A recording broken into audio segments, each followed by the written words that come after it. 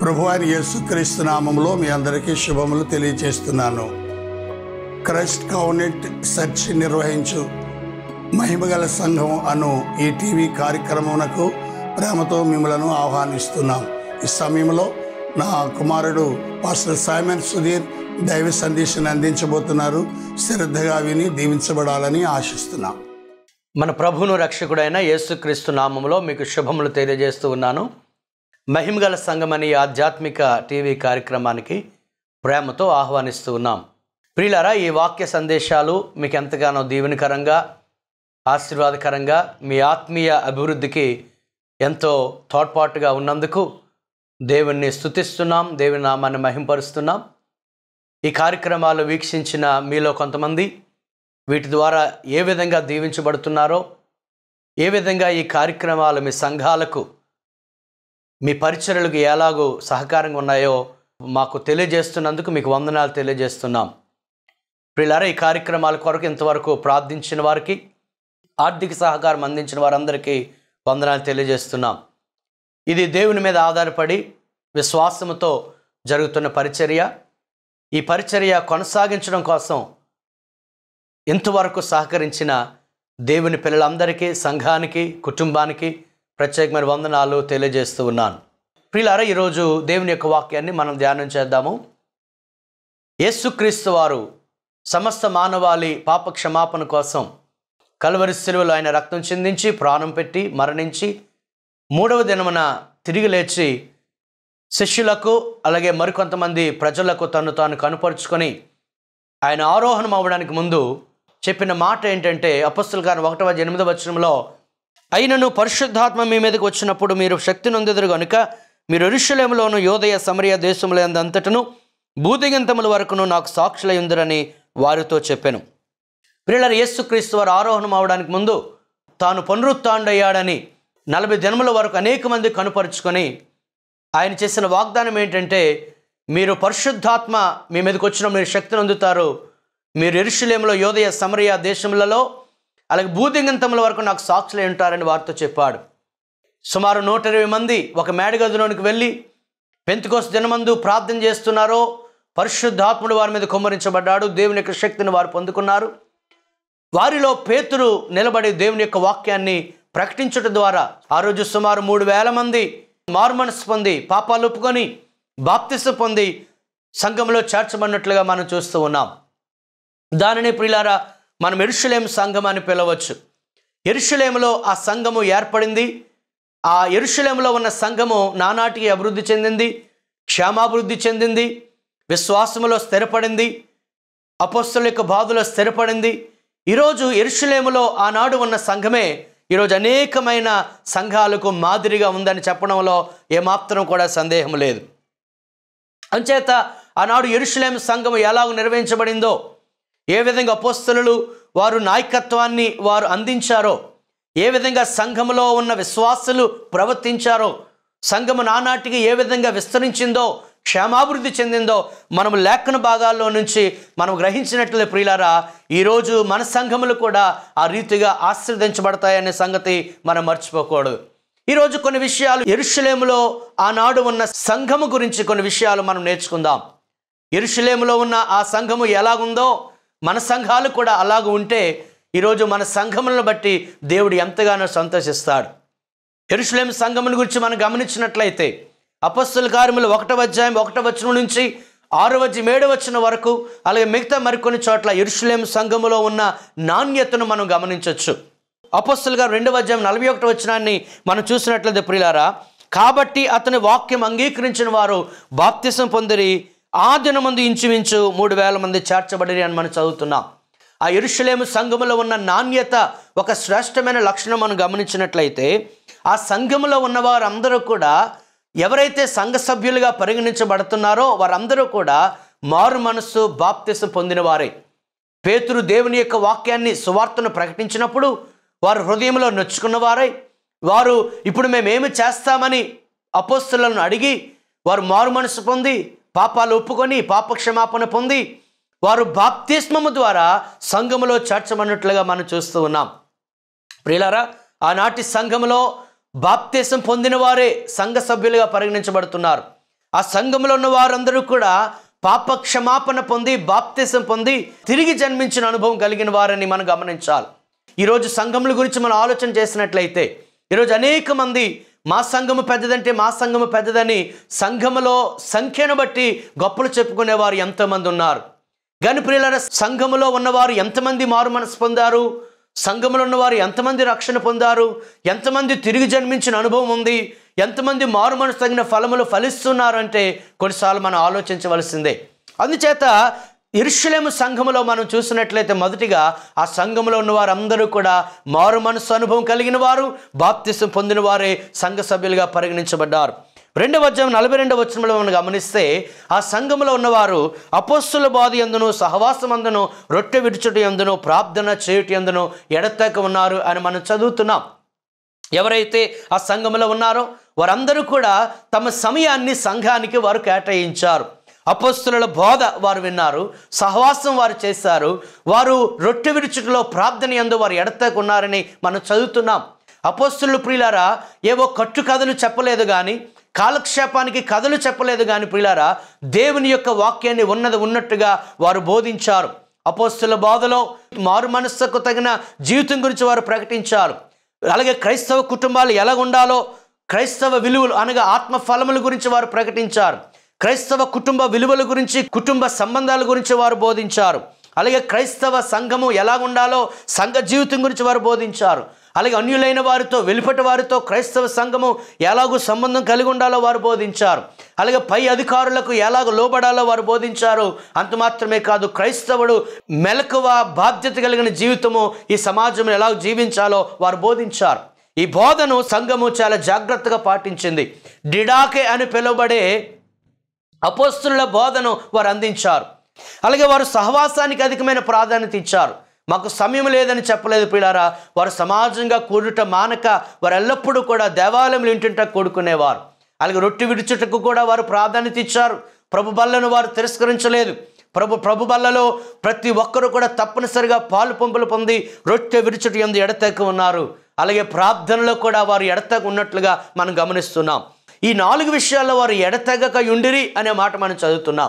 ఎడతెగక ఉన్నారు అనే మాట ఇంగ్లీష్లో KJV బైబిల్లో గమనించినట్లయితే దే కంటిన్యూడ్ స్టెడ్ ఫాస్ట్లీ అనే మాట చదువుతున్నాం. అంటే ఈ 4 విషయాల్లో వారు ఎంతో నిష్ఠ, ఎంతో భక్తిని వారు కనపరిచారు. ఎంతో నిశ్చయంగా, ఖచ్చితంగా వారు వాటిని కొనసాగించినట్లుగా మనం చదువుతున్నాం. అంటే వారు తమ సమయాన్ని సంఘమునకు వారు కేటాయించారు ప్రియులారా. అంటే వారికి సంఘమే ముఖ్యం. వారి పనుల కన్నా, వారి కుటుంబ వ్యవహారాల కన్నా, వారి ఉద్యోగ వ్యాపారాల కన్నా, చదువులు మిగతా వేటికన్నా కూడా సంఘమునకు అధిక ప్రాధాన్యత ఇచ్చారు. వాటిలో వారు ఎడతెగక ఉన్నట్లుగా మనం గమనిస్తున్నాం. ప్రియులారా, ఈరోజు సంఘములలో ఈ విధంగా ఎడతెగక ఉన్నవారు కనబడుతున్నారా? సంఘాలు నిజంగా కేవలం ఆదివారమునకే పరిమితమైపోతున్నాయా, లేదా సంఘ కార్యక్రమాల్లో ఈరోజు విశ్వాసులు పాల్పొంపులు పొందుతున్నారో లేదో ఒకసారి మన సంఘాలను మనం పరిశీలన చేసుకోవాల్సిన అవసరం ఉంది. వారు సంఘానికి అధికమైన ప్రాధాన్యత ఇచ్చారు ప్రియులారా. ఇంకా మనం గమనించినట్లయితే అపొస్తలుల 2వ అధ్యాయం 43వ వచనంలో ప్రతి వానికి భయము కలిగిన మాట చదువుతున్నాం. దేవుడు వారికి తోడుగా ఉన్నాడు అన్న సంగతి ప్రజలు గ్రహించి దేవుని పిల్లలకు అందరూ కూడా భయపడే పరిస్థితి అక్కడ కనబడుతుంది. అంత మాత్రమే కాదు, వారు దేవుని యందు భయభక్తులు కలిగి వారు భక్తి జీవితాన్ని కొనసాగించినట్లు చదువుతున్నాం. ఇంకా అదే వచనంలో అక్కడ మహత్కార్యాలు, సూచక్రియలు అపోస్తుల ద్వారా జరిగాయన్న సంగతి మనం గమనిస్తున్నాం. ప్రియులారా, సంఘములో అద్భుతాలు జరిగాయి, మహత్కార్యాలు జరిగాయి, సూచక్రియలు జరిగాయి. ఇవన్నీ కూడా అపోస్తుల ద్వారా జరిగినట్లుగా మనం చూస్తూ ఉన్నాం. ప్రియులారా, దేవుని యొక్క వాక్యము కన్నా అద్భుతాలకు అధిక ప్రాధాన్యత మనము ఇవ్వవలసిన అవసరం లేనప్పటికీ అద్భుతాలు ఇప్పటికీ జరుగుతున్నాయనే సంగతి మనం మర్చిపోకూడదు. దేవుడు ఇప్పటికీ అద్భుతాలు చేస్తూ ఉన్నాడు. ఆయన శక్తిలో ఏ లోపము లేదు. నిన్న నేడు నిరంతరము ఏకరీతిగా ఆయన ఉన్నాడు. యెరూషలేము సంఘములో కూడా అద్భుతాలు జరిగాయి, మహత్కార్యాలు జరిగాయి, సూచక్రియలు జరిగాయనే సంగతి మనం మర్చిపోకూడదు. ఇంకా మనం గమనించినట్లయితే ప్రియులారా, 44వ వచనంలో విశ్వసించిన వారందరూ ఏకముగా కూడుకున్నారని మనం చదువుతున్నాం. అంటే వారి మధ్య ఐక్యత ఉంది, వారి మధ్య యూనిటీ ఉంది. 2వ అధ్యాయం 46వ వచనంలో వారు ఏక మనస్కులై ఉన్నట్లుగా మనం గమనిస్తున్నాం. సుమారు 3,000 మంది ఆ రోజు చేర్చబడ్డారు. అప్పటికే 120 మంది పురుషులు, అంటే మిగతా వారు కూడా ఉన్నారు, స్త్రీలు అందరూ కలిసి ఎక్కువ మందే ఉన్నారు. సుమారు 3,120 మంది ఆ సంఘములో ఉన్నప్పటికీ వారందరి మధ్య ఏక మనస్సు ఉంది ప్రియులారా. వారి మధ్య ఐక్యత ఉంది. వారందరూ కూడా యూనిటీతో, ఐక్యతతో దేవుని పని చేశారు. వారి మధ్య ఏక హృదయం ఉంది. 4వ అధ్యాయం 32వ వచనంలో మనం చదివినట్లయితే వారు ఏక హృదయంతో, ఏకాత్మతో ఉన్నట్లుగా మనం చదువుతున్నాం. వారందరూ ఒకే మనస్సు కలిగి, ఒకే హృదయం కలిగి, ఏక ఆత్మతో, ఏక తాత్పర్యంతో వారు సంఘముగా వారు మెలిగినట్లుగా మనం చదువుతున్నాం ప్రియులారా. కానీ ఈరోజు సంఘములలో యూనిటీ ఉంటుందా? హెచ్చు తగ్గులను బట్టి కొంతమంది భేదవారు, వీరు ధనవంతులని, లేకపోతే వీరు ఫలానా కులమునికి చెందినవారు, వీరు మరి ఒక కులానికి చెందినవారని, వీరు అగ్రకులము, వీరు తక్కువ కులము అనే భేదాలు ఈరోజు కొన్ని సంఘములలో మనం చూస్తూ ఉన్నాం. అలాగే కొన్ని సంఘములలో అనేకమైన తారతమ్యాలు చూస్తూ ఉన్నాం.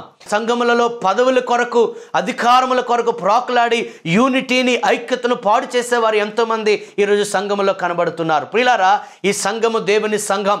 దేవుని సంఘం విషయంలో మనకి ఇష్టానుసారంగా మనం ప్రవర్తించకూడదు. మన వలన సంఘములో ఐక్యత అనేది పాడు కాకూడదు ప్రియులారా. యెరూషలేము సంఘము ఐక్యతకు ఒక మాదిరిగా మనకు కనబడుతుంది. అటువంటి ఐక్యత మన సంఘములలో కూడా ఉండాలని దేవుడు ఆశిస్తూ ఉన్నాడు. 44, 45 వచనాల్లో మనం చదివినట్లు ప్రియులారా, వారికి తమకు కలిగినదంతా కూడా సమిష్టిగా ఉంచుకున్నారు. వారు తమ చరస్థిరాస్తులను అమ్మి అందరికీ వారి వారి అక్కర కొలది పంచిపెట్టినట్లుగా మనం చూస్తూ ఉన్నాం. ఇంకా 4వ అధ్యాయం 32వ వచనంలో విశ్వసించిన వారందరూ ఏక హృదయమును, ఏకాత్మయు గలవారై ఉండిరి. ఎవడును తనకు కలిగిన వాటిలో ఏదియు తనదని అనుకొనలేదు. వారికి కలిగినదంతయు వారికి సమిష్టిగా ఉండెను. 35వ వచనంలో వారు ప్రతి వానికి వాని అక్కర కొలది పంచిపెట్టారు కనుక వారిలో ఎవనికి నీ కొదవ లేకపోయాను. 2 మాటలు గమనిస్తున్నాము. ఎవరు కూడా తనకు కలిగినది ఏదియు తనది అని అనుకోలేదు. ఎవనికి నీ కొదువు లేకుండా వారి అక్కర కొలది వారి అవసరతలు తీర్చినట్టుగా మనం చూస్తున్నాం. అంటే ప్రియులారా, ఆ సంఘం అంతా ఒక కుటుంబములాగా కలిసిమెలిసి ఉంది. ఎవరికైనా అక్కరలో ఉంటే వారిని ఆదుకునేవారు, ఎవరైనా అవసరతలో ఉంటే వారికి ఆర్థికంగా వారు సహాయం చేసేవారు, ఎవరైనా రోగులుగా ఉంటే వెళ్ళి వారిని పరామర్శించేవారు. సంఘం అంతా ఒక కుటుంబములాగా కలిసిమెలిసి ఉంది ప్రియులారా. వారు చాలా సులువుగా ఎవరికైనా అక్కర ఉంటే వెంటనే వారు ఇవ్వగలుగుతున్నారు. ఆ యొక్క సంఘములో ప్రేమ ఉంది. మనం ఆలోచించినట్లయితే ప్రియులారా, ఒకవేళ మన దగ్గర కొంత ధనము ఉన్నప్పుడు ఆ ధనము అప్పు కొరకో లేకపోతే వారి అవసరత కొరకు మన సహోదరి లేదా సహోదరుడు ఆ ధనము అడిగాడు అనుకోండి, అదే సమయంలో ఒక స్నేహితుడు మనకు ధనము అడిగాడు అనుకోండి, సాధారణంగా ఎవరికి మనం ఆ ధనం ఇస్తాం? స్నేహితునికి కాదు, కానీ మన తోడబుట్టిన చెల్లి, అక్క, అన్నయ్య, తమ్ముడు అటువంటి వారికి ఇస్తాం. ఎందుకంటే వారు మన రక్త సంబంధులు కనుక. అలాగే ఈ సంఘములో ఎవరికైనా అక్కర ఉంది అంటే వారు వెంటనే ఇవ్వగలుగుతున్నారంటే దాని అర్థం ఏంటంటే ఆ సంఘములో ఉన్న వారు అందరూ కూడా వారి సొంత కుటుంబ సభ్యులు, వారి రక్త సంబంధులు అని వారు గ్రహించారు. ప్రియులారా, ఈరోజు సంఘములలో ఇటువంటి అన్యోన్యత, ఇటువంటి అనుబంధములు, ఇటువంటి ప్రేమ, అనురాగములు కనబడుతున్నాయా? ఈరోజు చాలామంది సంఘములో సహవాసం లేకుండా ఉంటున్నారు. కేవలం ఆదివారం వెళ్ళి మళ్ళా వచ్చేస్తున్నారు. తర్వాత సంఘములో ఎవరికి ఏ అవసరం ఉందో, ఎవరు ఏ అక్కర్లో ఉన్నారో, ఎవరు ఏ అనారోగ్యంలో ఉన్నారో తెలియని పరిస్థితి ఈరోజు జరుగుతూ ఉంది. ఈరోజు అనేక మంది కూడా ఆదివారం వచ్చిన ప్రజలతో సంతృప్తి చెంది మా సంఘము పెద్దది అని చెప్పుకునే సేవకులు కూడా ఈరోజు ఉంటున్నారు ప్రియులారా. కానీ మనం గమనించవలసింది, సంఘములో సహవాసం ఉండాలి. వారు తమ చర స్థిరాస్తులను కూడా అమ్మేసి సంఘంలో ఉన్న వారికి ఇవ్వగలిగారంటే వారి మధ్య ఎంతో ప్రేమ ఉందని మనం గమనించాలి. ఇంకా మనం గమనించినట్లయితే 2వ అధ్యాయం 46వ వచనంలో వారు ప్రతి దినము దేవాలయంలోనూ ఇంటింట వారు కూడుకునేవారు. అంటే వారు రెగ్యులర్గా, క్రమంగా వారు సహవాసం చేసేవారు. సమాజంగా కూడటం మానేవారు కాదు. కేవలము దేవాలయంలో మాత్రమే కాదు, ఇంటింటా కూడా కూడుకునేవారు. ఇంటింటా కూడుకుని సహవాసం చేసేవారు. ఇంటింటా రొట్టె విరిచేవారు. ఇంటింటా కూడుకుని దేవునికి ప్రార్థన చేసేవారు. పెంతెకోస్తు దినమందు పరిశుద్ధాత్మను కుమ్మరించబడిన ఆ సందర్భం గమనించినట్లయితే వారందరూ ఇంట్లో కూడుకొని ప్రార్థించినప్పుడు పరిశుద్ధాత్ముడు కుమ్మరించబడ్డాడు. పేతురు చెరసాలలో ఉన్నప్పుడు వారందరూ సంఘమంతా మార్కు తల్లి అయిన మరియ ఇంట్లోనికి వెళ్ళి వారందరూ ప్రార్థన చేసినప్పుడు పేతురు చెరసాల నుంచి విడిపించబడ్డాడు. ఇంకా అపోస్తలుడైన పౌలు అంటాడు, అకుల ప్రిస్కిల్లాల ఇంటిలో సంఘం ఉంది అని రోమీయులకు రాసిన పత్రికలో సంబోధిస్తూ ఉన్నాడు. ప్రియులారా, సంఘం అంటే కేవలము దేవాలయంలో ఆదివారం మాత్రమే కాదు, మిగతా రోజుల్లో సమయం దొరికినప్పుడు ఇళ్లల్లో కూడా కూడుకొనవలసిన అవసరం ఎంతైనా ఉంది. హెబ్రీయులకు రాసిన పత్రిక 10వ అధ్యాయం చదువుతున్నాము, మీరు సమాజముగా కూడుట మానవద్దు, మీరు మరి ఎక్కువగా ప్రభు దినము సమీపించే కొలది కూడుకొనండి, ఒకరినొకరు ప్రేమించండి, ఒకరినొకరు పురుకొల్పుకోండి, ఒకరినొకరు ప్రోత్సహించుకోండి అని అక్కడ మనం చదువుతున్నాం ప్రియులారా. అందుచేత యెరూషలేము సంఘములో వారు సహవాసమునకు వారు ప్రాధాన్యత ఇచ్చారు. ఈరోజు సంఘములలో ఆదివారం ఒక 2 గంటలు వెళితే మేము భక్తి గలవారం అని చెప్పుకుంటూ ఉన్నారు. ప్రియులారా, నిజంగా దేవుని పిల్లలమైతే, సంఘము దేవుని కుటుంబం అని మనం భావించినట్లయితే ఆ కుటుంబముతో అధికంగా మనం సమయాన్ని గడుపుతాం. మీ సంఘముతో అధిక సమయాన్ని మీరు గడుపుతున్నారా? కేవలము ఆదివారంతోనే సరిపెట్టుకుంటున్నారా? ప్రియులారా, ప్రతి సంఘము కూడా తరచుగా కూడుకోవాలనే సంగతి మనం గమనించాలి. 2:46 వచనంలో సంఘము దేవుని స్తుతించేది, యెరూషలేము సంఘము స్తుతించే సంఘము, ఇంకా ప్రజలందరి వలన దయ పొందినట్లుగా మనం చూస్తున్నాం. ఎప్పుడైతే దేవుని ఎడల వీరికి భయం ఉందో, వీరు ప్రేమానురాగాలు కలిగి జీవిస్తున్నారో, సంఘములో ఐక్యత ఉందో, వారు సహవాసంగా ఒక కుటుంబం వల్ల కలిసిమెలిసి ఉంటున్నారో, మిగతా ప్రజలు చూసి ప్రజలు కూడా వీరి మీద దయ కలిగినట్లుగా మనం చదువుతున్నాం. ఇక్కడ గమనించినట్లయితే ఫియర్ అండ్ ఫేవర్ అనే మాటలు గమనించవచ్చు. వారు దేవుని యందు ఫియర్ అనగా భయం కలిగినప్పుడు, మనుషుల యొక్క ఫేవర్ అనగా మనుషుల యొక్క దయ, మనుషుల యొక్క మెప్పు కూడా వారు పొందుకున్నారు. అంత క్వాలిటీ, అంత నాణ్యత కలిగిన సంఘముగా యెరూషలేము సంఘము కనబడుతుంది. ఇంకా 47వ వచనంలో వారు ఆనందముతోనూ నిష్కపటమైన హృదయముతోనూ ఆహారం పుచ్చుకొనుచుండిరి. ప్రియులారా, ఆ సంఘములో ఉన్న వారందరూ కూడా యథార్థముగా వారు జీవిస్తూ నిష్కపటమైన హృదయము కలిగి ఆనందముతో వారు ఆహారము పుచ్చుకునేవారు. 47వ వచనం మనం చదివినట్లయితే, మరియు ప్రభు రక్షణ పొందుచున్న వారిని అనుదినము వారితో చేర్చుచుండెను. ప్రియులారా, ఈ సంఘము కేవలం ఎప్పుడో బాప్తిస్తాల కార్యక్రమం కాదు కానీ, లేదా సంవత్సరానికి ఒకసారి బాప్తిస్తాల కార్యక్రమం కాదు కానీ, అనుదినము కూడా రక్షణ పొందేవారు ఆ సంఘములో ఉండేవారు. అనుదినము వారు సువార్త ప్రకటించేవారు, అనుదినము ప్రభు గురించి వారు ప్రకటించేవారు, అనుదినము కూడా దేవుడు ప్రభు రక్షణ పొందుచున్న వారిని సంఘములో చేర్చుండేవాడు. పిల్లరా, ఆ సంఘము దినదినానికి క్షేమాభివృద్ధి చెందుతూ వచ్చేది. ఏ సంఘమైతే దినదినానికి సంఖ్యలో పెరుగుతూ ఉందో, నాణ్యతలో పెరుగుతుందో, అది క్షేమాభివృద్ధి కలిగిన సంఘం అని మనం గమనించాలి. పిల్లలు, ఈరోజు కొన్ని సంఘాలు కొంతవరకు ఎదిగి అక్కడతో ఆగిపోయాయి. నూతన విశ్వాసుల సంఘములో చేరుట లేదు, సంఘములో నూతన ఆత్మల సంపాదన లేదు, ఉన్న సంఘముతో సంతృప్తి చెందుతున్నారు. కానీ యెరూషలేము సంఘం అలా కాదు పిల్లారా, వారు నాణ్యతలోను సంఖ్యలోను అనుదినము ఎదిగినట్లుగా, క్షేమాభివృద్ధి చెందినట్లుగా మనం చదువుతున్నాం. నిజంగా యెరూషలేము సంఘము మనకు మాదిరి అని మనం గమనించాలి. ఇంకా యెరూషలేము సంఘములో నాయకత్వం ఎలాగుంది అని మనం గమనించినట్లయితే, అపోస్తులైన వారికి సంఘం అప్పగించబడింది. వారు తమ నాయకత్వ బాధ్యతలు చాలా జాగ్రత్తగా, దేవుని నామానికి మహిమకరంగా, దేవునికి లెక్క అప్పగించవలసిన వారి వలె వారు చాలా జాగ్రత్తగా వారి బాధ్యతలు వారు నిర్వహించారు. అపోస్తులు వారి యొక్క బోధ కూడా ఉన్నది ఉన్నట్టుగా ఖచ్చితంగా వారు చెప్పేవారు. సువార్తను ప్రకటించే విషయంలో వారు రాజీ పడలేదు. ఒకనొక సందర్భంలో మీరు దేవుని యొక్క వాక్యం ప్రకటిస్తే మేము హింసిస్తామని చెప్పినప్పటికీ మేము మీ మాట వినముగా దేవుని మాట వింటామని సువార్త విషయంలో వారు ఎప్పుడు కూడా రాజీ పడలేదు. ప్రియులారా, దేవుని యొక్క వాక్యాన్ని ఉన్నది ఉన్నట్టుగా వారు ప్రకటించారు, ఉన్నది ఉన్నట్టుగా వారు బోధించారు. అపోస్తుల బోధను వారు సంఘానికి ఖచ్చితంగా వారు అందించారు. దేవునిని వారు మహిమపరిచారు.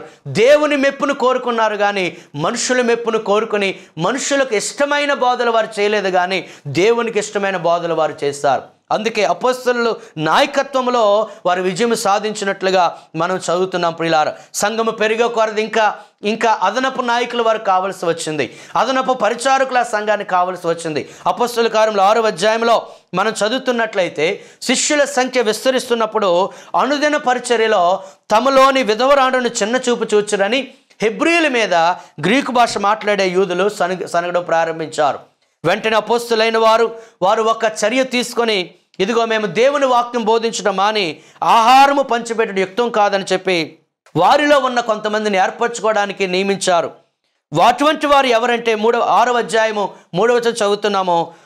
ఆత్మతోనూ జ్ఞానముతోనూ నిండుకొని మంచి పేరు పొందిన 7 మనుషులను మీలో ఏర్పరచుకుని మేము వారిని ఈ పనికి నియమింతుము.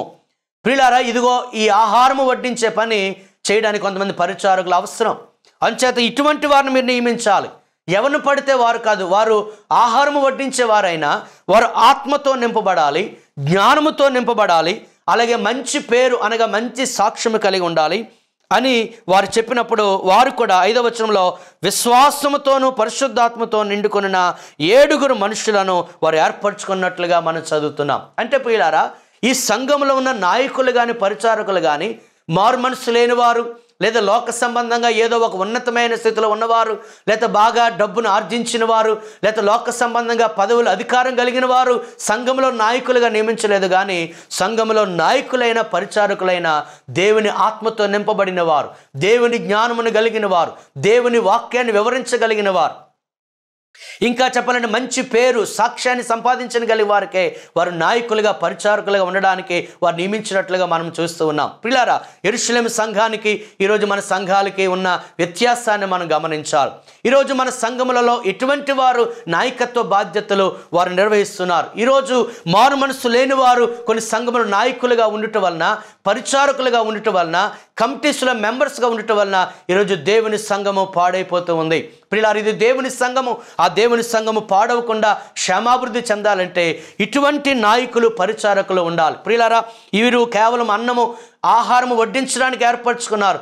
అందులో స్టెఫను దేవుని కొరకు హతసాక్షిగా మారినవాడు, దేవుని కొరకు హతసాక్షి అయిపోయాడు. అందులో ఫిలిప్పు దేవుని యొక్క స్వార్థను ప్రకటించి సంఘమును కూడా స్థాపించగలిగిన సామర్థ్యం కలిగిన వాడని అపొస్తలుల కార్యంలో మనం చూడొచ్చు. ప్రియులారా, అంటే ఈరోజు మనం గమనించవలసిన యెరూషలేము సంఘము నుంచి మనం నేర్చుకోవలసిన విషయం ఏంటంటే, సంఘములో ఉన్న నాయకులను వారు నియమించినప్పుడు లేదా పరిచారకులను నియమించినప్పుడు సంఘములో బాధ్యతలు ఎవరికి అప్పగించాలని వారు ఆలోచించినప్పుడు ప్రియులారా, ఇటువంటి ఆత్మ సంబంధమైన లక్షణాలు కలిగిన వారిని వారు ఎన్నుకున్నారు. కానీ లోక సంబంధంగా వారు ఎంత గొప్పవారు, ఎంత పెద్దవారు అనే ఆలోచన చేయలేదనే సంగతి మనము గమనించవలసిన వారు వింటున్నాం. ఇంకా మనము ఆలోచన చేసినట్లయితే ప్రియులారా, వీరు అపోస్తలులైన వారు ప్రార్థించడానికి, వాక్యాన్ని ప్రకటించడానికి అధిక ప్రాధాన్యత ఇచ్చారు. మిగతా కార్యాలకు వారు మిగతా వారిని కేటాయించారు. వారు ప్రార్థన చేస్తూ దేవుని యొక్క వాక్యాన్ని ప్రజలకు వారు అందించారు. కనుక ఆ సంఘము ఆధ్యాత్మికంగా క్షేమాభివృద్ధి చెందింది. ఈరోజు సేవకులైన వారు, నాయకులైన వారు వాక్య ధ్యానానికి, అలాగే దేవుని యొక్క వాక్యం ప్రకటించడానికి సిద్ధపాటుకు అధిక సమయం ఇవ్వవలసిందని యెరూషలేము సంఘము నుంచి మనము నేర్చుకోవచ్చు. ప్రియులారా, ఇంకా మనం గమనించినట్లయితే అపొస్తలులైన వారు నిరంతరంగా పనిచేస్తారు.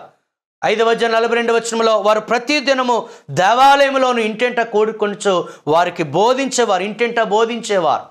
అలాగే యేసు క్రీస్తుని ప్రకటించేవారు. ప్రతి దినము వారు బోధించేవారు, ప్రతి దినము వారు క్రీస్తుని గురించి ప్రకటించేవారు. అందుకే ఆనాడు సంఘాలు అధికంగా వృద్ధి చెందాయి. దేవుని సంఘమును నడిపించవలసింది కేవలం ఆదివారం మాత్రమే కాదు, ఆదివారం మాత్రమే బోధ కాదు, కానీ ప్రతి దినము సమయం దొరికినప్పుడల్లా వారు బోధించేవారు, సమయం దొరికినప్పుడల్లా క్రీస్తుని గురించి వారు ప్రకటించేవారు. ఇంకా మనం గమనించినట్లయితే యెరూషలేము సంఘములో నాయకత్వం గురించి ఆలోచన చేసినట్లయితే ఈ నాయకులుగా ఉన్నవారు, అపోస్తలులైన వారు సంఘములో ఉన్న హెచ్చు తగ్గులను వారు ఖండించారు. సంఘములో ఉన్న వేషధారణను వారు ఖండించారు. సంఘము పెరుగుతుండగా సమస్యలు కూడా పెరిగినప్పుడు ఆ సమస్యలను పరిష్కరించడం కోసము వారు చక్కటి చర్యలు తీసుకున్నారు. ఉదాహరణకు అపొస్తలుల గారు 5వ అధ్యాయంలో అననీయ సప్పీరాలు వారు ఇవ్వవలసిన దానికన్నా కొంత దాచుకొని ఇచ్చినప్పుడు అక్కడ వారి యొక్క వేషధారణను అపొస్తలుని పేతురు గద్దించినట్లుగా మనం చూస్తూ ఉన్నాం. నాయకులైన వారు ఉన్న సమస్యను పరిష్కరిస్తూ అందులో ఉన్న సంఘములను అపవిత్రత కానీ వేషధారణ కానీ వారు ఖండించినట్లుగా మనం గమనిస్తున్నాం. ప్రియులారా, అటువంటి ఖండింపు ఈరోజు సంఘములలో అవసరం. కేవలము విశ్వాసులకు ఆహ్లాదకరంగా ఉండే సందేశాలు మాత్రమే కాదు, సంఘములో ఉన్న విశ్వాసులు ఆత్మీయ ఎదుగుట కొరకు ఉన్న ఆటంకాలను ఖండించవలసిన అవసరత సేవకుల మీద ఎంతైనా ఉంది. ఇంకా 6వ అధ్యాయంలో మనం గమనించాము, ఆహారము పంచిపెట్టే విషయంలో వచ్చిన సమస్య వచ్చినప్పుడు వెంటనే అపోస్తలులైన వారు సమకూడి ఆ సమస్యను ఎలా పరిష్కరించాలో వారు గ్రహించి కొంతమంది పరిచారకులను ఏర్పరచుకొని ఆ సమస్యను పరిష్కరించినట్లుగా చూస్తున్నాం. యెరూషలేము సంఘము అన్నింటిలో కూడా మనకు మాదిరిగా ఉంది. సంఘములో సమస్యలు అలాగే ఉన్నట్లయితే దేవుని సంఘము పాడైపోతుంది. సంఘములో వేషధారణ అలాగే ఉండినట్లయితే, సంఘములో అపవిత్రత అలాగే ఉండినట్లయితే సంఘము పాడైపోతుంది. కనుక ఇది దేవుని సంఘము. దేవుని సంఘమును కాయుటకు దేవుడు కాపరులకు, సేవకులకు అప్పగించాడు. కనుక సేవకుల బాధ్యత సంఘములో ఉన్న అపవిత్రతను ఖండించి, వేషధారను ఖండించి, సంఘమును పరిశుద్ధమైనదిగా, మచ్చ, డాగు, కలంకం అనేది లేకుండా మహిమగల సంఘముగా నిలబెట్టవలసిన బాధ్యత సేవకుల మీద ఎంతైనా ఉంది. ఇంకా మనము ఆలోచన చేసినట్లయితే ఈ అపోస్తలులు ఎక్కడ సువార్తను ప్రకటించినా క్రీస్తును వారు హెచ్చించారు. తమను తాము హెచ్చించుకోలేదు. తమకు ఇవ్వబడిన వరములను బట్టి వారు అతిశయించలేదు. ఒకరోజు అపోస్తలుల 3వ అధ్యాయం మనం చదివినట్లయితే, ఒకరోజు శృంగారమని దేవాలయం యొద్ద పుట్టుక నుంచి కుంటువాడైన వాడు వీరి ద్వారా స్వస్థత పొందినప్పుడు వారందరూ కూడా పేతురు యోహాను చూస్తున్నప్పుడు పేతురు యోహాను అంటారు, మీరు మా వైపు ఎందుకు చూస్తారు? మా సొంత భక్తి చేత, మా సొంత శక్తి చేత ఇది జరగలేదు. యేసు నామము వల్లనే ఇతడు బలము పొందాడు, యేసునందు విశ్వాసం ఉంచడం వల్ల ఇతనికి బలం వచ్చింది అని దేవుని హెచ్చించారు పిల్లారా. కానీ ఈరోజు సంఘములో అటువంటి పరిస్థితి ఉందా? వారికున్న వరములను బట్టి, వారికున్న సంఘములను బట్టి హెచ్చించుకునేవారు ఈరోజు చాలామంది కనబడుతూ ఉన్నారు. కానీ పేతురు యోహాను మిగతా అపోస్తలులు కూడా వారు స్వార్థ ప్రకటించిన, వాక్యమును బోధించిన క్రీస్తును వారు హెచ్చించారు, క్రీస్తును వారు మహింపరిచారు, క్రీస్తు నామానికి మహిమకరంగా వారు పరిచర్య చేసినట్లుగా మనము చూస్తున్నాం. ప్రియులారా, ఇంకెన్నో సంగతులు యెరూషలేము సంఘం నుంచి మనం నేర్చుకోవచ్చు. ఈరోజు యెరూషలేములో ఉన్న ఆనాటి సంఘానికి ఈరోజు మన సంఘములకు మనం బేరీజు వేసుకొని, మన సంఘములు యెరూషలేము సంఘము వలె ఉంటే, యెరూషలేము సంఘము వలె భక్తి కలిగి ఉంటే, యెరూషలేము సంఘము వలె చక్కటి నాయకత్వం నడిస్తే, యెరూషలేము సంఘము వలె సంఘమునకు అధిక ప్రాధాన్యత మనం ఇవ్వగలిగితే, యెరూషలేము సంఘము వలె దేవుని నామాన్ని హెచ్చించే రీతిగా ఉన్నట్లయితే మన సంఘాలు బట్టి దేవుడు సంతోషిస్తాడు. అటువంటి కృప మన సంఘాలకు దేవుడు అనుగ్రహించునుగాక. మన సంఘములను దేవుడు అధికంగా ఆశీర్వదించునుగాక. Amen. Our address Christ Covenant Church, plot number 15, Kalighat Colony, near Voda Colony, phase 1, Vijayanagaram, 535003. Another address, Christ Covenant Church, behind Miseva, Ring Road, Vijayanagaram, 535002. Our phone numbers 944196918. Another number 7396181496. God bless you and your family.